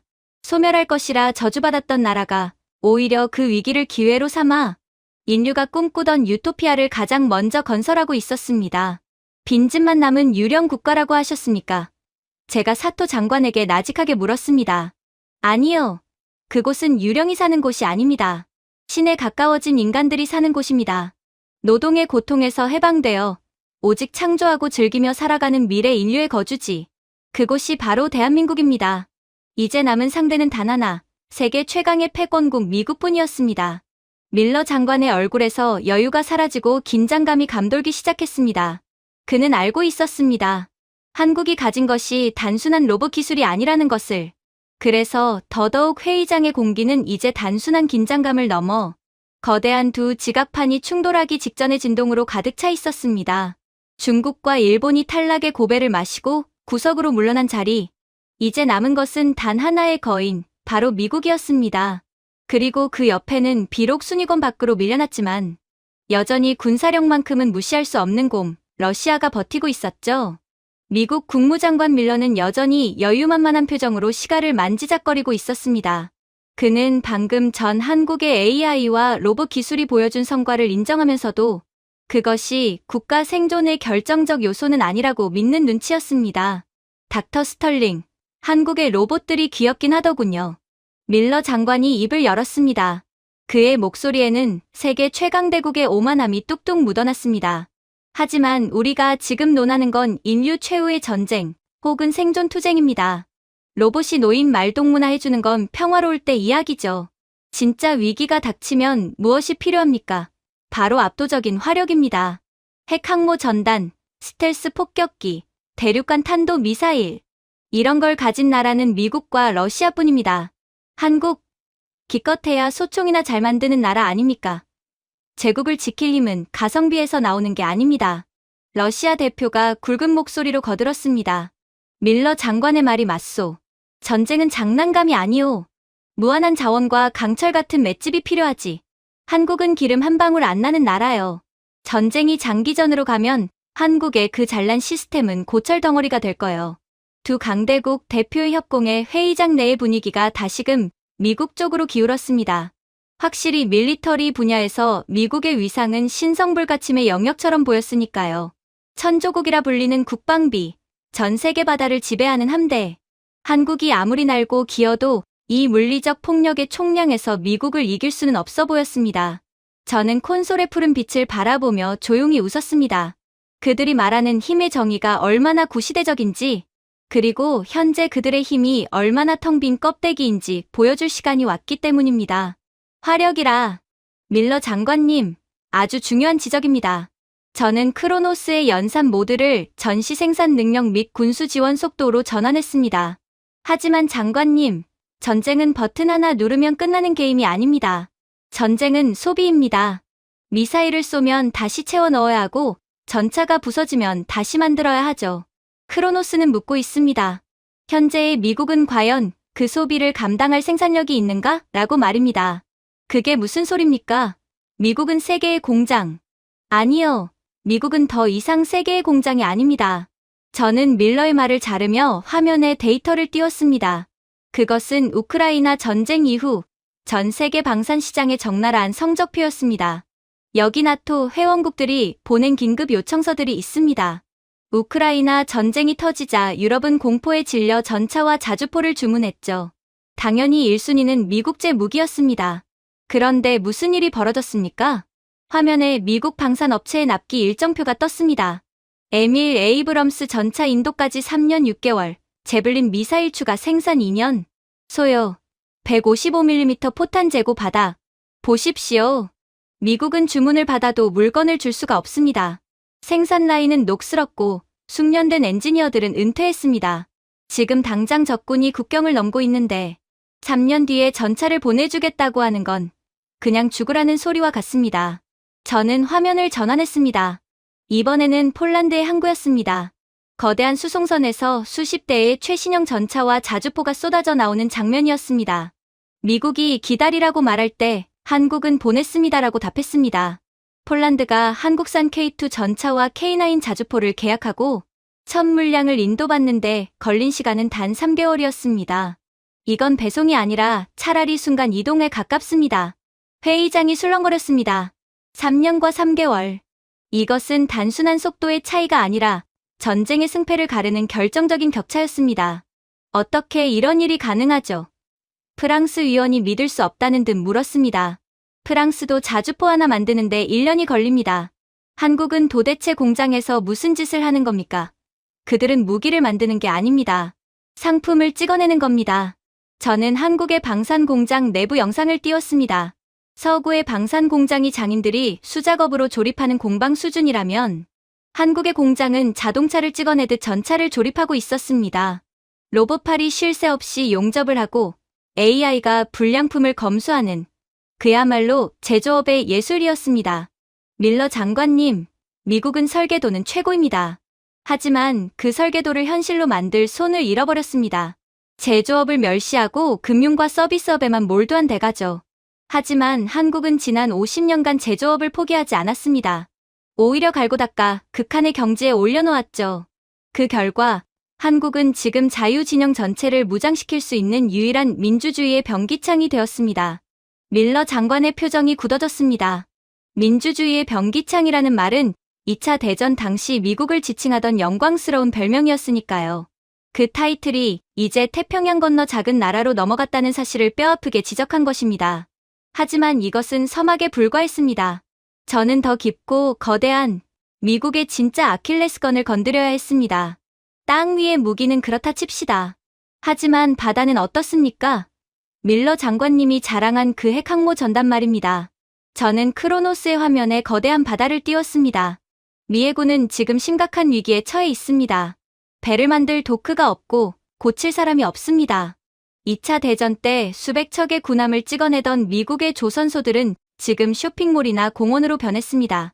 현재 미국의 조선업 세계 점유율이 얼마인지 아십니까? 0.1%입니다. 사실상 사망 상태죠. 화면에 미국의 필라델피아 조선소와 한국의 울산 조선소를 비교하는 사진이 떴습니다. 잡초가 무성하고 텅 빈 미국의 도크와 달리 한국의 조선소는 거대한 골리앗 크레인 수십 개가 춤을 추며 축구장 4개 크기의 선박들을 동시다발적으로 건조하고 있었습니다. 전쟁이 나면 배는 부서집니다. 부서진 배를 수리하고 새로운 배를 바다에 띄워야 전쟁을 지속할 수 있습니다. 지금 미국은 그 능력이 없습니다. 군함 하나를 수리하는데 2년이 걸려 대기표를 뽑고 기다리는 실정이죠. 적군은 바다를 건너오는데 수리공이 없어서 항모가 항구에 묶여 있다면 그게 무슨 소용입니까? 저는 한국의 압도적인 조선업 데이터를 제시했습니다. 세계 선박 수주 점유율 1위, LNG 운반선 독점, 선박 건조 기술력 세계 1위. 한국은 다릅니다. 그들은 세계 바다를 떠다니는 배의 절반을 만들어낸 나라입니다. 한국의 조선소는 단순한 공장이 아닙니다. 디지털 조선소입니다. 설계부터 건조까지 모든 공정이 디지털 트윈으로 연결되어 오차 범위 0mm로 배를 조립합니다. 미국이 10년 걸려 만들 군함을 한국은 1년이면 만듭니다. 게다가 가격은 절반이고 성능은 더 뛰어납니다. 저는 잠시 말을 멈추고 밀러 장관을 똑바로 쳐다보았습니다. 장관님, 최근 미 해군 장관이 왜 한국의 조선소를 방문해서 고개를 숙였는지 아십니까? 자존심 상하지만 한국의 도움 없이는 미 해군을 유지할 수 없다는 걸 깨달았기 때문입니다. 지금 미국은 한국에게 제발 우리 군함 좀 고쳐달라고 사정하고 있습니다. 설계도는 펜타곤에 있지만 그 배를 띄울 수 있는 심장은 한국의 울산과 거제도에 있습니다. 회의장 내의 공기는 이제 경악을 넘어 공포로 바뀌고 있었습니다. 한국이 단순히 물건을 잘 만드는 나라가 아니라 세계 최강대국의 목덜미를 쥐고 있다는 사실이 드러났기 때문입니다. 한국이 두려운 이유가 바로 이것입니다. 한국은 서방 세계의 생명 유지 장치입니다. 만약 한국이 마음을 먹고 오늘부터 수출 중단을 선언하면 어떻게 될까요? 시뮬레이션 화면이 붉게 변했습니다. 나토의 전차 군단은 부품이 없어 멈춥니다. 미 해군의 함정들은 수리를 못해 녹슬어갑니다. 우크라이나의 포병대는 탄약이 없어 전멸합니다. 한국의 공장이 멈추면 서방의 안보는 그 즉시 식물인간 상태가 됩니다. 이것이 바로 한국이 가진 진짜 힘, 제조 패권입니다. 러시아 대표는 입을 다물지 못했습니다. 자신들이 상대해야 할 서방의 무기들이 사실은 저 작은 한반도에서 쏟아져 나온다는 사실에 질려버린 듯했습니다. 저는 여기서 한 발 더 나아가 한국 무기 체계의 또 다른 무서움을 설명했습니다. 한국 무기가 단순히 싸고 빨라서 팔리는 게 아닙니다. 한국 무기는 진화합니다. 미국 무기는 완벽하지만 복잡하고 예민합니다. 사막의 모래바람이나 영하 40도의 추위에서 고장나기 일쑤죠. 하지만 한국 무기는 어떻습니까? 섭씨 40도의 폭염과 영하 30도의 혹한 산악지형과 늪지대. 이 모든 악조건을 가진 한반도에서 테스트를 마친 괴물들입니다. 화면에 노르웨이의 설원을 질주하는 K2 전차와 이집트의 사막에서 불을 뿜는 K9 자주포의 영상이 교차되었습니다. 한국의 무기는 명품처럼 모셔두는 게 아니라 진흙탕에서 구르며 적을 부수기 위해 만들어졌습니다. 그리고 무엇보다 한국은 구매국에게 기술을 공유합니다. 나만 만들 테니 너희는 사기만 해라는 미국의 오만한 방식이 아니라 같이 만들자며 현지 공장을 지어줍니다. 이것이 나토의 장군들이 펜타곤이 아니라 서울로 전화를 거는 이유입니다. 스크린에 유럽 각국 국방장관들의 인터뷰 헤드라인이 떴습니다. 폴란드 국방장관 한국은 우리를 고객이 아니라 파트너로 대우했다. 루마니아 대통령 미국 무기를 기다리다 늙어 죽느니 한국 무기로 지금 내 나라를 지키겠다. 보십시오. 세계는 더 이상 미국을 기다리지 않습니다. 안보에 있어서만큼은 메이드 인 아메리카보다 메이드 인 코리아가 더 강력한 보증수표가 되었습니다. 미국이 세계의 경찰이라면 한국은 그 경찰에게 총과 방탄조끼를 지급하는 무기상이자 병참 기지입니다. 무기상이 없으면 경찰도 없습니다. 밀러 장관은 시가를 내려놓았습니다. 그의 손이 미세하게 떨리고 있었습니다. 그는 지금까지 한국을 미국이 지켜줘야 할 작은 동맹으로만 생각했습니다. 하지만 크로노스의 데이터는 정반대의 진실을 말하고 있었습니다. 미국이 한국을 지키는 게 아니라 한국의 제조업이 미국의 패권을 지탱하고 있었던 것입니다. 공장이 멈추면 설계도는 휴지 조각입니다. 제가 나직하게 읊조렸습니다. 지금 인류가 아크를 타고 우주로 나간다면 그 우주선을 누가 만들까요? 금융가인 뉴욕? 관광지인 파리? 아니요. 불꽃 튀는 용접기 앞에 한국인들입니다. 무에서 유를 창조하고 강철을 떡 주무르듯 다루는 그들의 손끝에서 인류의 새로운 함선이 탄생할 것입니다. 크로노스의 화면에서 한국의 순위는 2위를 굳건히 지켰습니다. 하지만 1위인 미국과의 격차 수치는 소수점 단위까지 좁혀져 있었습니다. 특히 지속 가능성과 제조 역량 항목에서는 이미 미국을 추월한 지 오래였습니다. 인정하시겠습니까? 밀러 장관님, 제가 물었습니다. 미국은 여전히 강합니다. 하지만 그 강함은 이제 한국이라는 엔진 없이는 작동하지 않는다는 사실을요. 밀러는 아무 대답도 하지 못하고 고개를 돌려버렸습니다. 그의 침묵은 곧 긍정이었습니다. 러시아 대표는 겁에 질린 눈으로 한국의 데이터만 뚫어져라 쳐다보고 있었습니다. 저는 회의장의 분위기가 완벽하게 반전되었음을 느꼈습니다. 이제 한국은 문화를 파는 광대도 사라져가는 소국도 아니었습니다. 세계의 안보를 책임지고 거대한 강철을 다루는 중공업의 제왕이었습니다. 그렇게 이제 회의실의 모든 고위 인사들은 완전히 충격에 빠졌습니다. 그리고 저는 조용히 회의장의 조명을 가장 어둡게 낮췄죠. 거대한 지하 벙커인 판테온은 이제 심해처럼 깊은 어둠 속에 잠겼고 오직 중앙에 위치한 크로노스의 홀로그램만이 푸르게 빛나고 있었습니다. 지금까지 우리는 힘을 논했습니다. 경제력, 회복력, 기술력, 군사력. 하지만 진짜 검증은 이제부터였습니다. 인류가 멸망하고 소수의 생존자만이 우주선 아크를 타고 새로운 행성으로 떠난다고 가정해봅시다. 그곳에서 다시 문명을 세울 때 가장 필요한 덕목은 무엇일까요? 더 강한 미사일일까요? 더 많은 돈일까요? 아닙니다. 신사숙녀 여러분, 이제 마지막 관문입니다. 제 목소리가 어둠 속에서 낮게 울렸습니다. 힘이 있는 자는 남을 해칠 수 있습니다. 기술이 있는 자는 남을 통제할 수 있죠. 그렇다면 우리는 누구에게 이 막강한 시스템의 통제권을 맡겨야 할까요? 만약 우리가 선택한 리더 국가가 또다시 약한 자들을 노예로 삼고 학살을 즐기는 사이코패스라면 어쩌시겠습니까? 미국 장관 밀러와 영국, 프랑스 대표들이 흠칫하며 자세를 고쳐 앉았습니다. 그들은 본능적으로 감지했습니다. 이번 검증이 그들의 가장 아픈 곳, 즉 역사적 원죄를 건드리는 심판대가 될 것임을 말입니다. 크로노스, 변수명, 국가적 도덕성 및 역사적 침략 지수 가동. 명령과 함께 홀로그램 지구본이 빠르게 회전했습니다. 그리고 아름다웠던 푸른 별은 순식간에 붉은색 핏빛으로 물들기 시작했습니다. 그것은 지난 500년간 각 강대국이 저지른 학살, 침략, 약탈의 데이터를 시각화한 피해 지도였습니다. 가장 먼저 경고음이 울린 곳은 유럽이었습니다. 영국 대표님, 해가 지지 않는 나라라는 별명이 자랑스러우십니까? 화면에 아프리카, 인도, 아메리카 대륙을 뒤덮은 유니언 잭의 깃발이 꽂혔습니다. 그리고 그 아래 깔린 수억 명의 해골들이 데이터로 떠올랐습니다.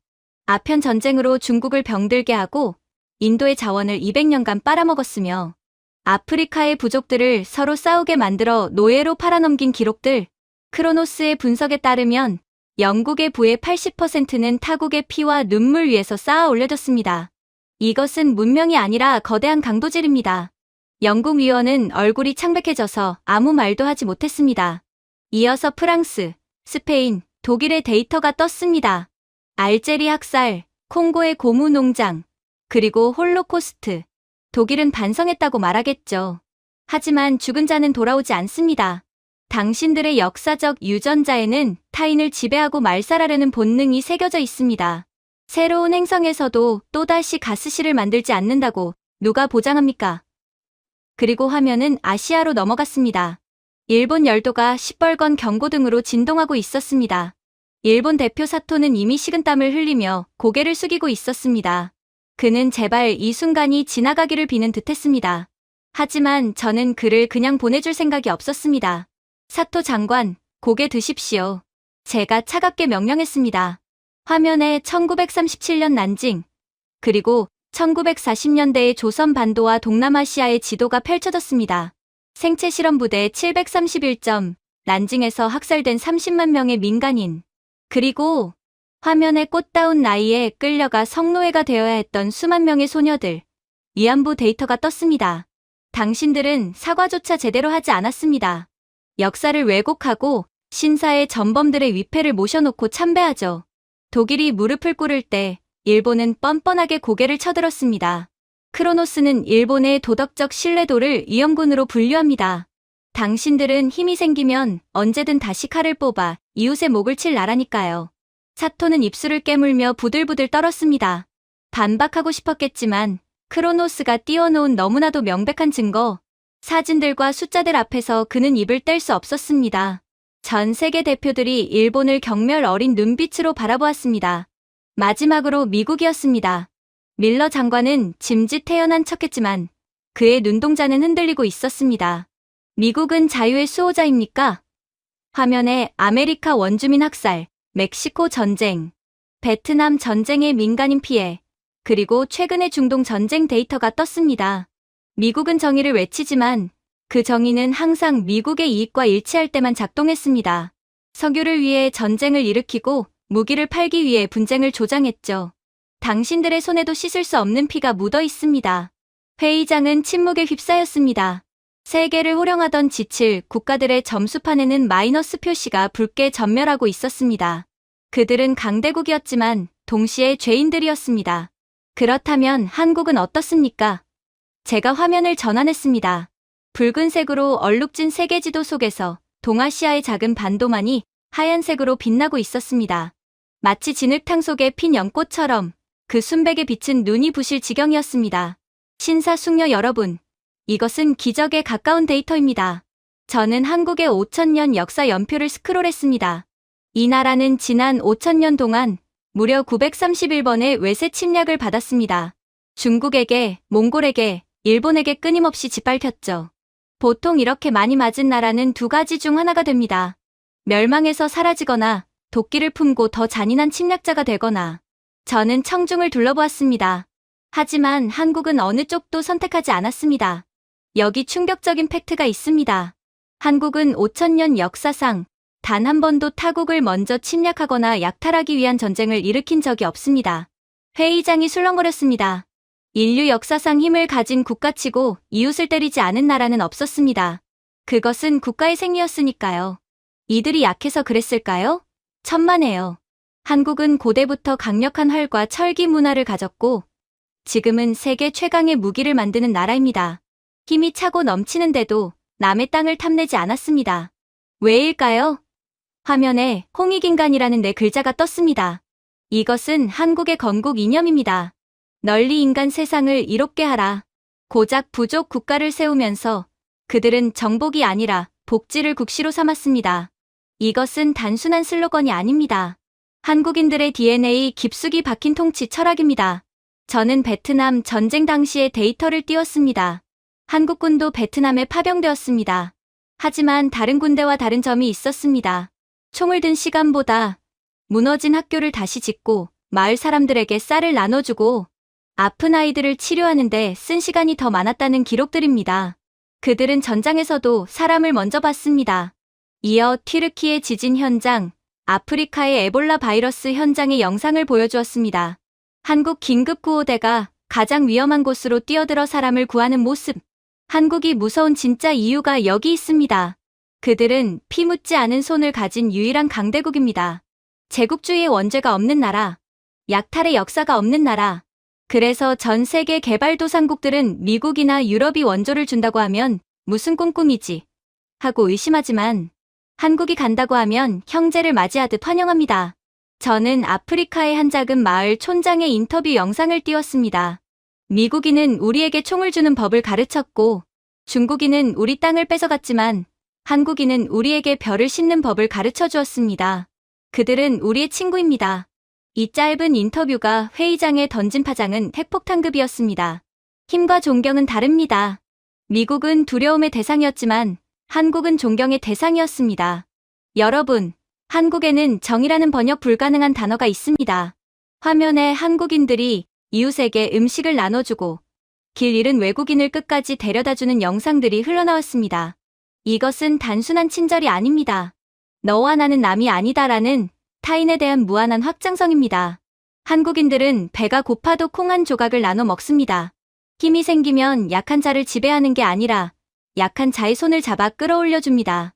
이것이 바로 그들이 5,000년을 버텨온 생존 방식이자 우리가 미래 문명에 심어야 할 유전자입니다. 저는 목소리를 높여 호소했습니다. 우리가 아크를 타고 우주로 나갈 때 또다시 누군가를 노예로 만들고 자원을 뺏고 가스실을 만드는 제국의 역사를 반복할 겁니까? 아니면 평화와 공존, 나눔의 유전자를 가진 문명을 심을 겁니까? 답은 명확합니다. 도덕성이 결여된 힘은 폭력일 뿐입니다. 하지만 도덕성을 갖춘 힘은 구원입니다. 크로노스의 채점표가 미친 듯이 돌아갔습니다. 영국 마이너스 50점, 프랑스 마이너스 40점, 일본 마이너스 100점, 중국 마이너스 80점, 미국 마이너스 20점. 강대국들의 점수가 바닥을 뚫고 지하로 추락하는 동안 한국의 그래프는 천장을 뚫고 우주로 솟구쳤습니다. 대한민국 100점, 보십시오. 이것은 조작된 수치가 아닙니다. 인류의 역사가 증명하는 장부입니다. 한국은 세계에서 가장 강력한 무력을 가졌으면서도 가장 깨끗한 도덕성을 가진 인류 역사상 전무후무한 도덕적 패권국입니다. 일본 사토 장관은 의자 깊숙이 몸을 파묻었습니다. 그의 얼굴은 수치심으로 일그러져 있었습니다. 그들이 그토록 무시했던 조센징이 사실은 자신들이 감히 쳐다볼 수도 없는 도덕적 고지에 서 있었음을 깨달았기 때문입니다. 리 웨이 역시 입을 다물었습니다. 중화사상의 오만함도 한국의 깨끗한 역사 앞에서는 빛을 잃었습니다. 그때 크로노스의 메인 화면에 거대한 알림창이 떴습니다.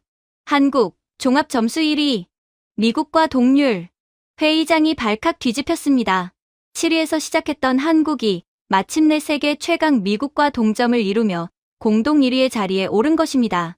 하드웨어와 자본의 제왕 미국, 그리고 효율과 도덕성의 제왕 한국. 두 거인이 나란히 섰습니다. 밀러 장관이 벌떡 일어났습니다. 이건 말도 안 돼. 우리가 한국과 동급이라고? 군사력, 경제 규모, 모든 면에서 우리가 앞서는데 고작 도덕성 점수 하나로 동점이라니. 밀러 장관님, 제가 차분하게 그를 제지했습니다. 슈퍼컴퓨터 크로노스는 판단했습니다. 당연히 컴퓨터니만큼 매우 객관적으로 말이죠. 미국의 압도적인 힘은 불안정하다고 말입니다. 도덕적 통제 장치가 없는 힘은 언제든 내부에서 폭발하거나 타인을 파멸시킬 수 있습니다. 반면 한국의 힘은 안정적입니다. 그들은 힘을 절제할 줄 압니다. 그래서 가산점이 부여된 것입니다. 저는 두 나라의 국기가 나란히 떠있는 화면을 바라보았습니다. 성조기와 태극기. 하지만 미묘한 차이가 있었습니다. 성조기의 그래프는 정체되어 있었지만 태극기의 그래프는 여전히 미세하게 상승 곡선을 그리고 있었습니다. 그래서인지 제네바 지하 벙커 판테온의 공기는 이제 숨이 막힐 정도로 무거워져 있었습니다. 세계 최강대국 미국, 그리고 아시아의 작은 반도국가 대한민국. 두 나라의 점수가 소수점 한 자리까지 완벽하게 일치하는 동점 상황. 이 침묵을 먼저 깬 것은 미국 국무장관 밀러였습니다. 그는 시가를 신경질적으로 비벼 끄며 자리에서 일어났습니다. 그의 눈빛은 더 이상 동맹국을 바라보는 눈이 아니었습니다.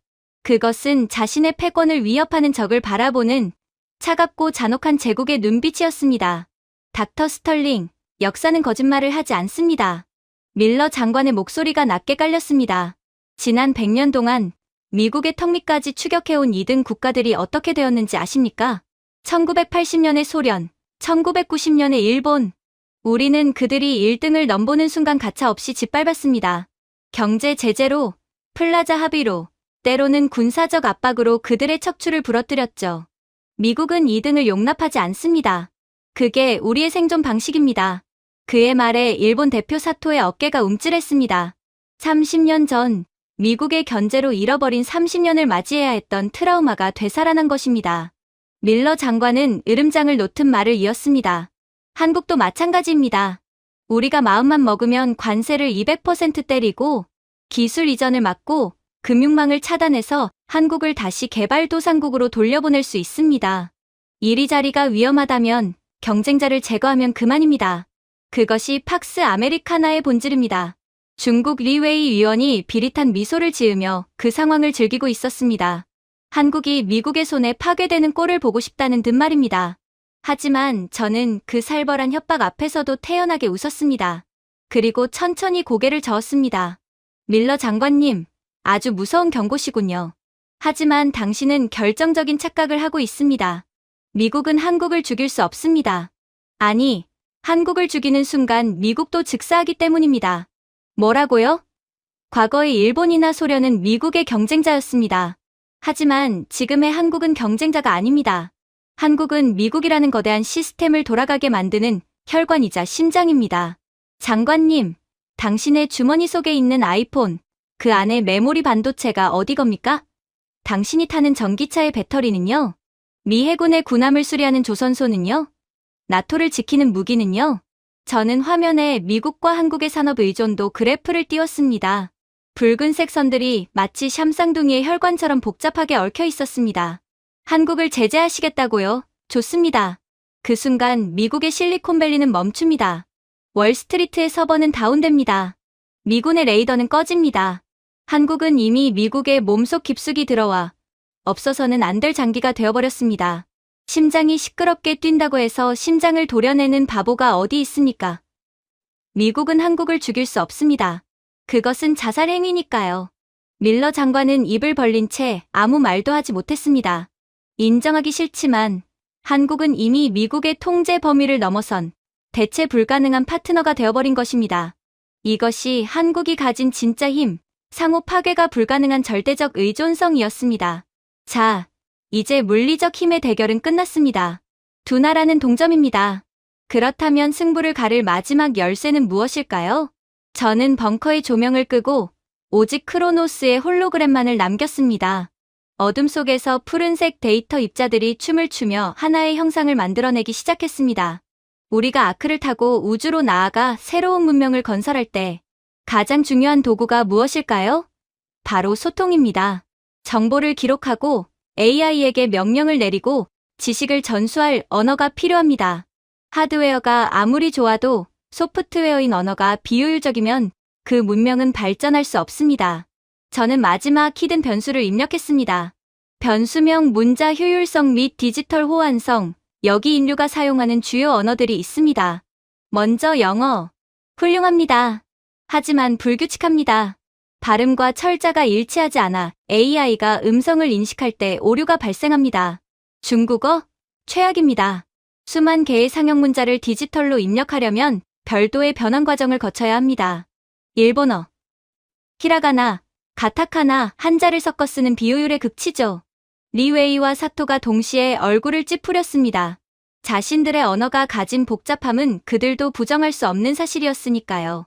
하지만 한국에는 한글이 있습니다. 화면에 1443년 세종대왕이 훈민정음을 창제하던 모습의 기록화가 떴습니다. 그리고 그 옆에 현대의 컴퓨터 코드가 오버랩되었습니다. 여러분, 한글은 문자가 아닙니다. 이것은 15세기에 발명된 음성공학적 기호이자 디지털 코드입니다. 전 세계에서 유일하게 만든 사람과 만든 원리, 반포일이 명확히 기록된 문자. 발음 기관의 모양을 본떠 만든 과학적인 문자. 저는 한글의 압도적인 효율성을 증명하는 데이터를 제시했습니다. 여기 흥미로운 실험 결과가 있습니다. 똑같은 내용의 정보를 스마트폰으로 입력할 때 걸리는 시간입니다. 중국어와 일본어가 변환키를 누르며 끙끙대는 동안 한국인은 엄지손가락 2개로 그들의 7배 속도로 타이핑을 끝냅니다. 자음과 모음이 레고 블록처럼 결합하는 구조 덕분에 입력 속도와 정보 처리 속도가 타의 추종을 불허합니다. 화면에 한국인들의 경이로운 타자 속도와 그로 인해 파생된 IT 강국의 면모가 흘러나왔습니다. 이 속도의 차이가 무엇을 의미할까요? 위기 상황에서 정보를 전파하는 속도, AI에게 데이터를 학습시키는 속도, 그리고 문명을 발전시키는 속도에서 한국은 타국보다 7배 빠른 시간을 산다는 뜻입니다. 하지만 이것이 끝이 아니었습니다. 저는 한글이 가진 진짜 무서움, 바로 확장성을 보여주었습니다. 새로운 행성에 갔는데 그곳에 사는 미지의 생물이나 현상을 기록해야 한다면 영어로는 표현 못하는 소리가 너무 많습니다. 일본어는 맥도날드조차 제대로 발음하지 못해 마쿠도나르도라고 쓰죠. 하지만 한글은 세상의 거의 모든 소리를 적을 수 있습니다. 바람 소리, 개 짖는 소리, 심지어 외계인의 언어까지도 가장 근접하게 표기할 수 있는 소리의 그물입니다. 이어 문맹률 데이터를 띄웠습니다. 대한민국 실질 문맹률 0%. 문명을 새로 건설할 때 문맹은 암적인 존재입니다. 영어나 불어는 배우는데 수년이 걸립니다. 중국어는 평생을 배워도 다 못 배웁니다. 하지만 한글은 지혜로운 사람은 아침 나절이면 배우고 어리석은 사람도 열흘이면 배웁니다. 단 하루 만에 전 국민을 지식인으로 만들 수 있는 문자. 이것은 교육의 혁명이자 지식의 평등을 실현하는 가장 강력한 무기입니다. 저는 밀러 장관을 보며 말했습니다. 밀러 장관님, 미국이 자랑하는 AI 기술, 그 AI가 가장 좋아하는 언어가 무엇인지 아십니까? 바로 한국어입니다. 규칙이 명확하고 조사를 통해 단어의 역할이 완벽하게 규정되는 언어. 컴퓨터가 이해하기에 가장 논리적인 구조를 가진 언어. 구글의 엔지니어들도 한글의 구조적 완벽함에 경악했습니다. 크로노스의 화면이 마지막 연산을 시작했습니다. 기술, 속도, 신뢰, 도덕성, 그리고 이제 언어까지. 오각형이었던 한국의 그래프가 육각형으로 완성되며 그 크기가 스크린을 뚫고 나올 듯 팽창했습니다. 모든 조건이 충족되었습니다. 물리적 힘은 미국과 대등하지만 소프트웨어의 효율성과 도덕적 확장성에서 한국은 인류의 이상향에 도달했습니다. 크로노스의 기계음이 웅장하게 울려 퍼졌습니다.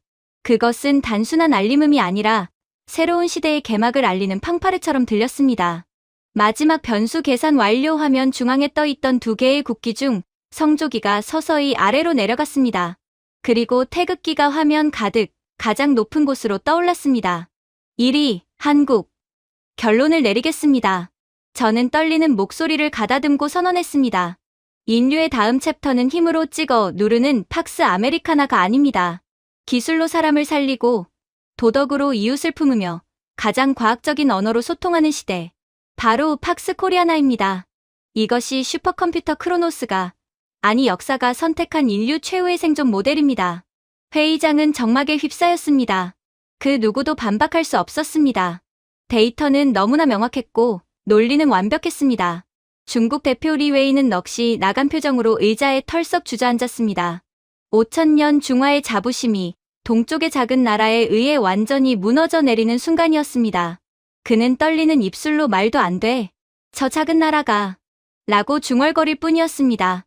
일본 대표 사토는 공포에 질린 얼굴이었습니다. 자신이 그토록 무시하고 짓밟으려 했던 나라가 이제는 자신들이 감히 올려다볼 수조차 없는 천상계로 올라가 버렸다는 사실. 그는 부들부들 떨리는 다리를 주체하지 못하고 비틀거리며 뒷걸음질 쳤습니다. 더 이상 한국의 눈을 마주칠 자격조차 없다는 듯이 말입니다. 그리고 미국 국무장관 밀러. 그는 한참 동안 스크린 속의 태극기를 응시했습니다. 그의 표정은 복잡했습니다. 분함, 허탈함, 그리고 일말의 안도감. 그는 천천히 자리에서 일어나 한국 측의 빈자리를 향해 걸어갔습니다. 그리고 허공을 향해, 아니 보이지 않는 한국의 위대함을 향해 손을 내밀었습니다. 인정합니다. 닥터 스털링. 밀러의 목소리는 씁쓸했지만 담백했습니다. 우리가 힘은 더 셀지 모릅니다. 하지만 인류를 이끌 자격은 한국이 더 갖춘 것 같군요. 새로운 리더의 탄생을 축하합니다. 그의 악수 제스처와 함께 화면에는 폐허가 된 지구를 떠나 우주로 날아가는 아크의 모습이 나타났습니다.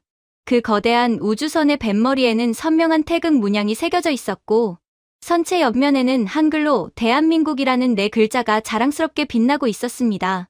저는 마지막으로 청중을 향해 그리고 이 시뮬레이션을 지켜본 모든 이들을 향해 말했습니다. 보셨습니까? 이것이 바로 한국입니다. 가장 늦게 출발했지만 가장 먼저 도착한 나라. 가장 많이 아파봤기에 남의 아픔을 가장 잘 아는 나라. 그리고 칼 대신 꽃을, 총 대신 밥을, 명령 대신 한글을 들고 세계를 정복한 유일한 나라. 웅장한 오케스트라 선율과 함께 화면, 가득 찬란한 서울의 야경과 한국인들의 치열하고 아름다운 삶의 모습들이 파노라마처럼 스쳐 지나갔습니다. 프로젝트 더 라스트 스탠드. 인류 최후의 보루는 대한민국입니다. 이상으로 브리핑을 마칩니다. 저는 콘솔의 전원을 내렸습니다. 벙커는 다시 어둠에 잠겼지만 제 가슴속에는, 그리고 모두의 가슴속에는 꺼지지 않는 뜨거운 불덩어리가 남았습니다. 세계가 인정한 1등, 대한민국. 이제 그 미래는 시뮬레이션이 아니라 한국인들이 만들어갈 현실입니다. 제가 준비해온 내용은 여기까지입니다. 끝까지 시청해주셔서 진심으로 감사드리며 여러분들의 구독과 좋아요, 알림 설정은 영상 제작에 큰 힘이 됩니다. 이상 세모튜브였습니다.